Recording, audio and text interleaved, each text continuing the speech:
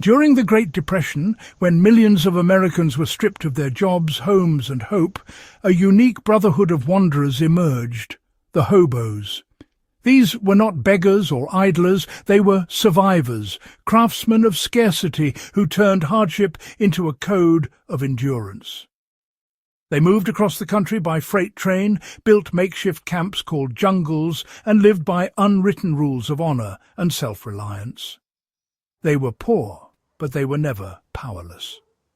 What kept them alive wasn't luck, it was skill. The scavenging tricks they perfected weren't just about finding food or shelter. They were about resourcefulness, human connection, and turning nothing into something. And well, those same lessons are just as relevant for modern survivalists and history enthusiasts today. Hobo life during the Depression was built on adaptation and the ability to find value in waste. When the Depression hit in 1929, over 15 million Americans were unemployed. Railroads became the veins of survival, and the hobos were the blood that flowed through them, searching for opportunity, food, and community.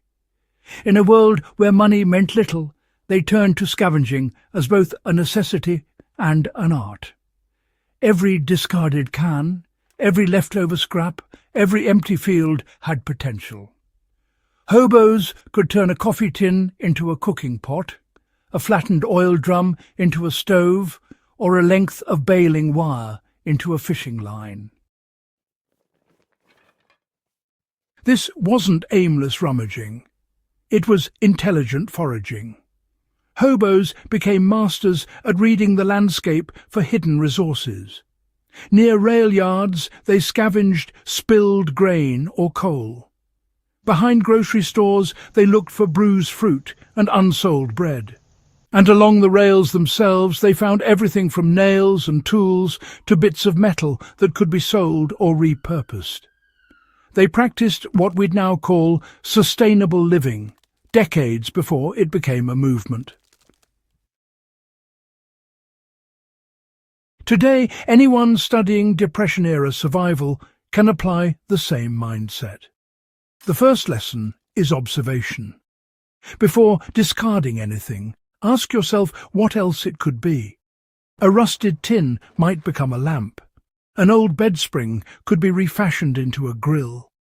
Survival begins not with what you have, but with what you can see differently. One of the most ingenious parts of hobo culture was their hidden communication system, hobo signs. Carved or chalked on fences, posts or buildings, these symbols acted like a scavenger's map, passing hard-earned knowledge from one traveller to another. A simple circle with two parallel lines might mean, well, safe place to sleep, while a cat-like symbol meant kind-hearted woman lives here. A triangle with hands signified that work might be found nearby. This silent language transformed isolated scavengers into a coordinated community. A hobo who found a source of food or a friendly farm didn't keep it secret. He left marks so others could survive too. It was an early form of decentralized information sharing, what modern preppers might call open-source survival. Anyone interested in survivalism today can take inspiration from this. Knowledge only grows when it's shared. Keep a mental map or digital record of local foraging spots, water sources, or barter-friendly communities. Like the hobos, create networks of trust and mutual aid instead of isolation. In survival, cooperation multiplies strength. For hobos, every meal was a gamble. They never knew where the next bite would come from, but through ingenuity they learned to eat well with almost nothing. In railyard camps, they built so-called hobo stoves from large tin cans. By punching holes in the sides for ventilation, they could burn small bits of wood or coal efficiently. As for food, scavenging was only half the skill. The other half was turning scraps into sustenance. They recovered bruised produce from market refuse piles, stale bread from bakery back doors, and animal organs from butcher leftovers. Then they transformed them into hearty stews, using just a pot, a fire, and a little salt. A common depression dish called Mulligan's stew became legendary among hobos. It was a collective meal, each man contributing whatever he had found that day. One had carrots, another a potato, another a bit of meat, and soon a communal feast bubbled over the fire. This lesson goes beyond nostalgia. Modern preppers and off-grid enthusiasts can use the same principle. Learn to cook with what's available, not just what's convenient. A tin can, a knife, and a bit of creativity can provide more nutrition than a pantry full of processed food. In times of crisis, adaptability in cooking is as vital as the ingredients themselves. Every night brought uncertainty, and yet hobos rarely slept unprotected. Along railways they built camps called jungles, small hidden shelters made from scavenged materials like cardboard, tarps, canvas and scrap wood. These were more than random encampments.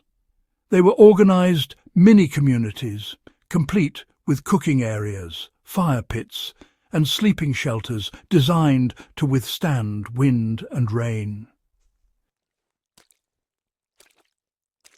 They used techniques similar to what modern bushcrafters call debris sheltering.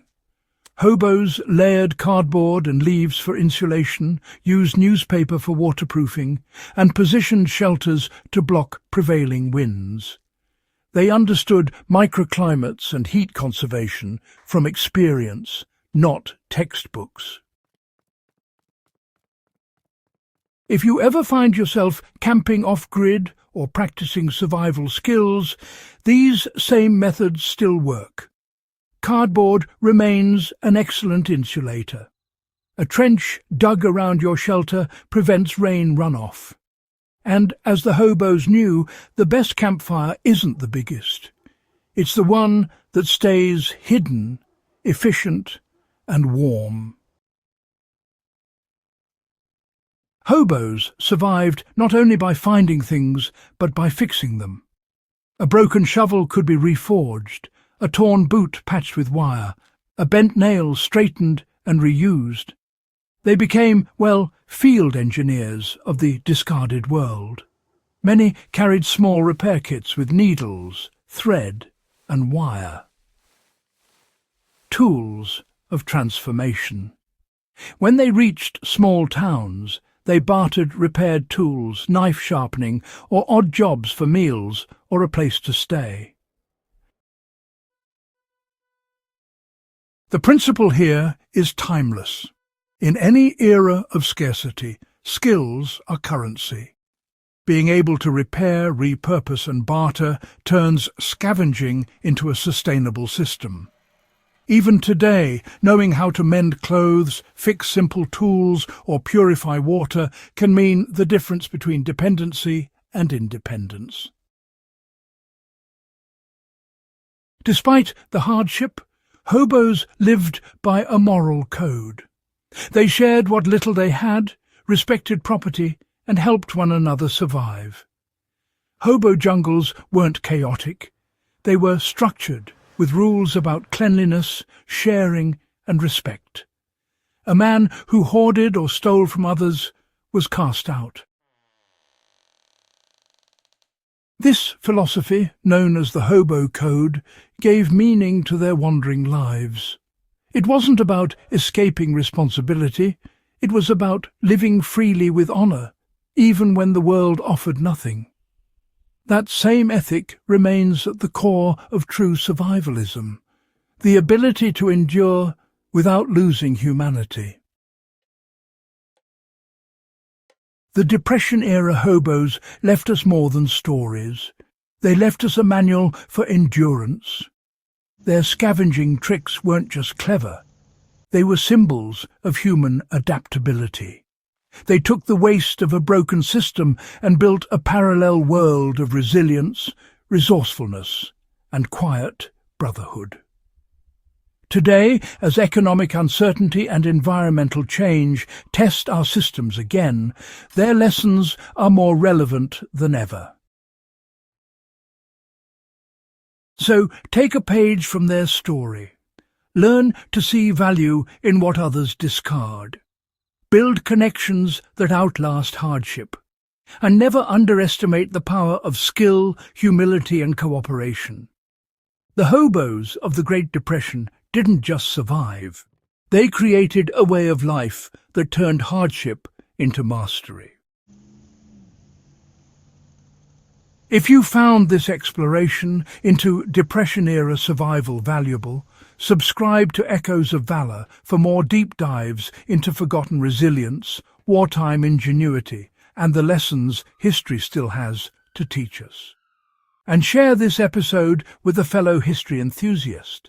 The past only lives when we keep its stories alive.